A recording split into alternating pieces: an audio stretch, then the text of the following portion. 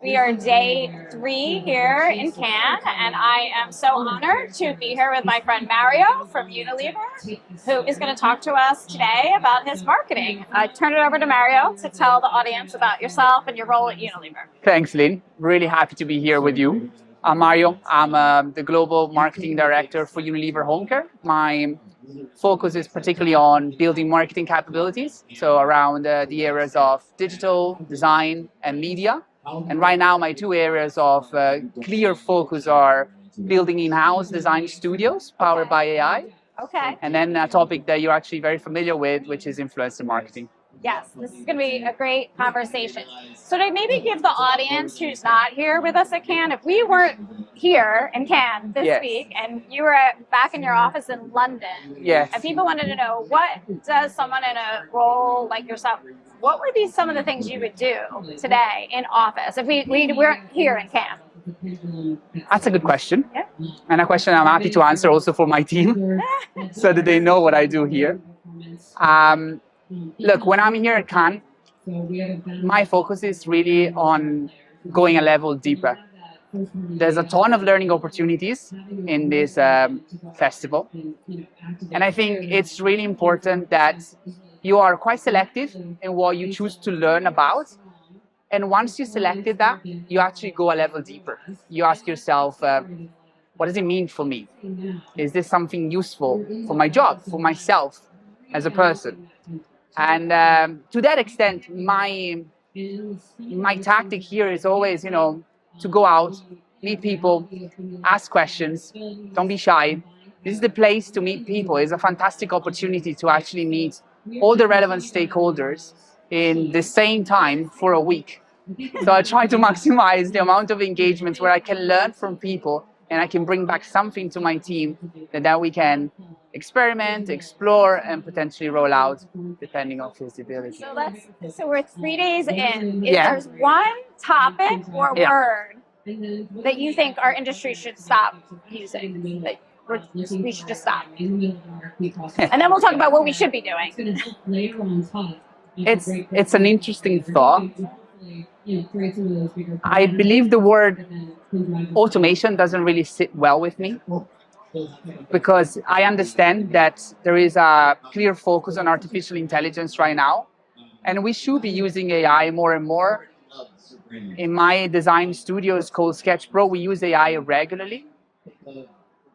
But I don't like the word automation because I associate that with a supply chain process rather than a creative process. And what Cannes this year has showed to me is that being human at the end of the day is the most important thing. And it's what actually makes the job of a marketeer. It's about connecting with people. So of course you can use AI, and you should be using AI, especially for some of potentially the heavy lifting tasks of a designer, for example. But then you need the human touch to really connect with your audiences and your communities. And that, to me, has been the clearest insight of this festival so far. I love hearing that. I mean, it's so important to take a pause and not over-process or over-automate, which is probably a great segue to talking about Unilever as a brand has leaned in and invested in creators and influencers and the human touch and connectivity. Yes. And so within your work within Unilever, how do you see that evolving? Like, we come home from Cannes, and it's amazing you have an in-house studio, because it's ensuring we have that touch, if you will. Yeah. How do you, and I've seen a lot of what you've done specifically around clean topics. How do you see that evolving specifically with creators over time? Look, it's interesting because the creator economy in my space of business, which is home care, so cleaning and laundry, basically, is quite young. It's quite new. It's not like, for example, a space like beauty, where it's been established for a while. Trends like Clean Talk or InstaClean are on the rise now. They are actually growing, and growing way faster than things like Beauty Talk or like Food Talk. And I think, going back to your point on authenticity, we're just going to be working more and more with creators and influencers to bring our brands to life in a way that feels human, in a way that people can trust, they can relate. Of course, in combination with our branded assets, also those are important. I'm not saying that we're just going to invest into creators, but in all honesty, I think we're going to try to push it to a new level whereby the entire marketing process can be, in a way, co-crafted with creators, not just the communication aspect of it, but potentially also insights for what concerns new products, new innovations, and anything that comes with new launches, not just necessarily the comms. Co-crafting. Co-crafting. Co-crafting. So what do you think the opportunity is around the topic of cleaning? And you think about the younger generations and how you've taken a very social first approach. Is there a bigger opportunity that you're seeing in the way in which you've approached the younger generations around the topic of cleaning? I love that question. So in my job, I also look after a content-first brand called Cleanipedia. It's present on TikTok and on Instagram. And what we do on Cleanipedia is we share cleaning hacks, cleaning transformations, cleaning resets, which are particularly helpful and happen to be very engaging for young generations. Particularly Gen Z seems to engage with our videos quite a lot, which is surprising because you wouldn't think them to actually be engaging with cleaning content. But the reality is that we see, particularly on TikTok, that our audience is quite young. They learn from our content, they engage with it also in a way that is not necessarily just educational. So it's not just boring content in which we explain how to use our products. It's not only step-by-step guide on how to use like a kitchen cleaner, but it's also entertaining. Trends like ASMR, where you actually use cleaning products and you just hear the natural sound of the cleaning spray rather than the sponge, rather than the cream, they are exploding. People are actually engaging with our category in a way that is completely unexpected because it's almost like lifestyle. Yeah, it's like, get ready with me, but now you're cleaning with me. Exactly. Right? Exactly. And that's just a reflection of how our category has evolved, thanks also to these younger generations that are looking at it in a way that is way more creative and, way more entertaining.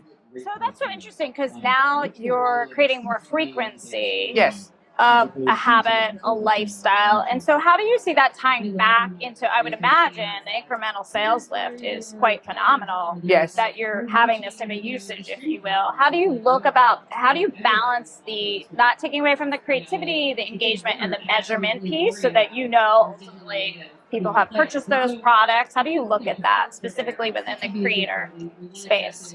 So we try to be as sophisticated and accurate with influencer and creator-led marketing as much as we are with our brand-led initiatives.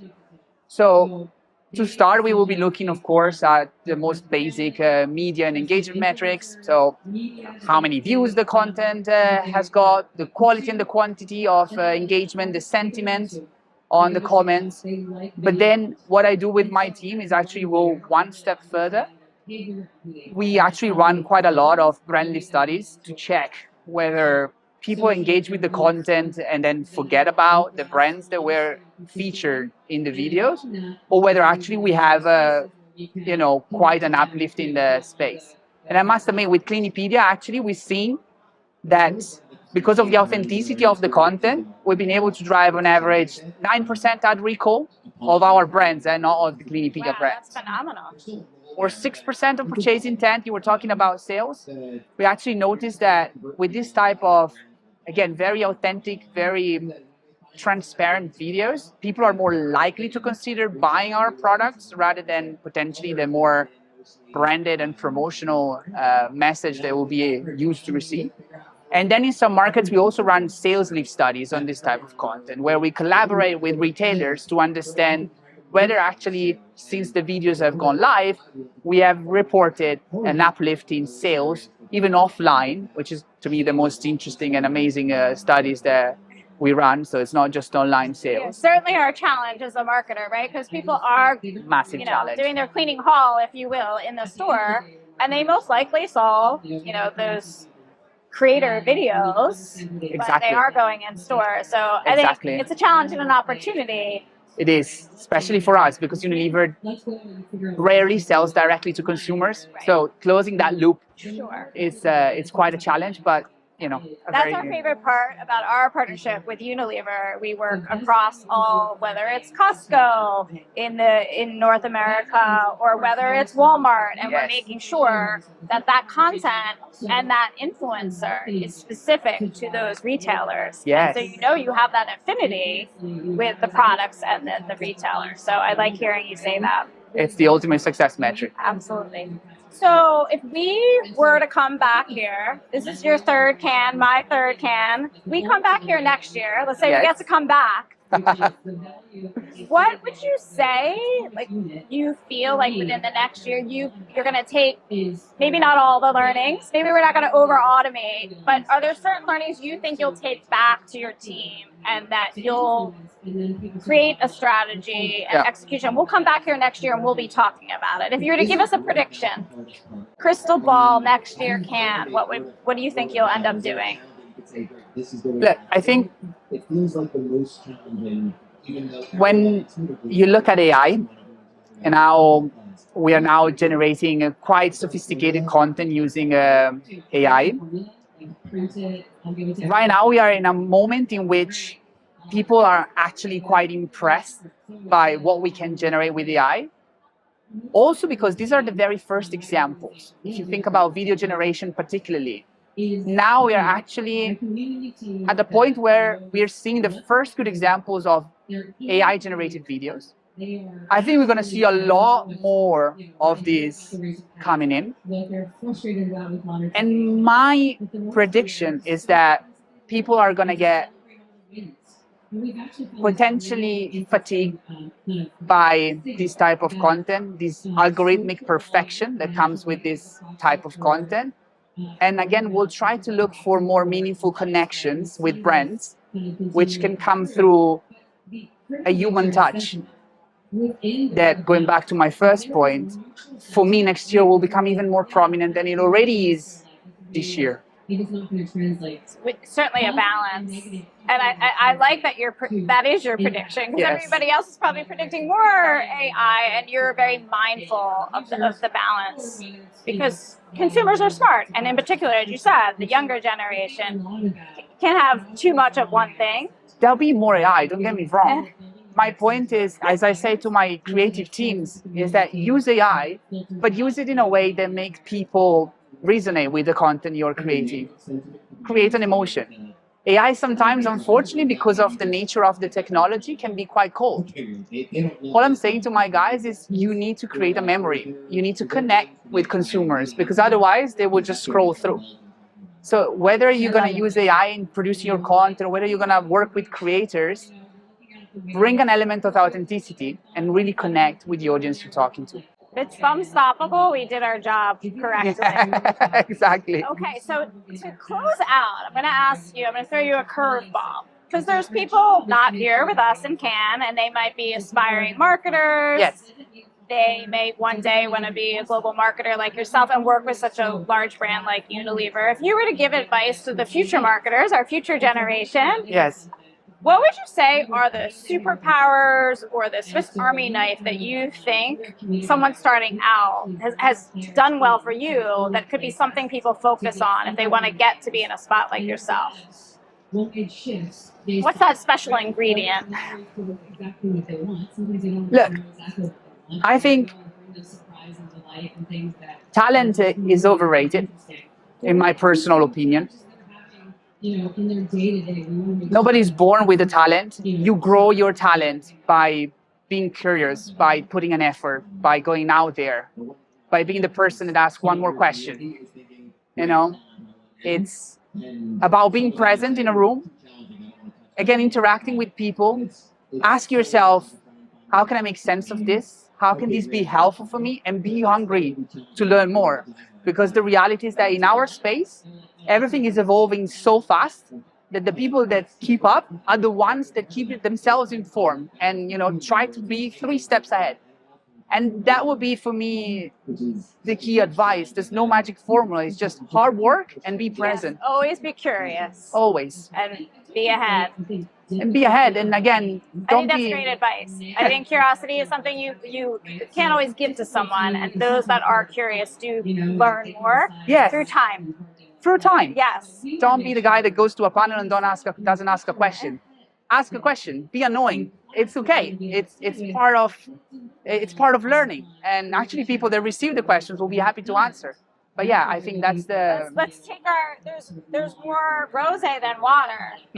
But we do have water. Let's cheers to curiosity, And having a great, successful year. Thank you so much. lovely. Thank you so much, Lynn.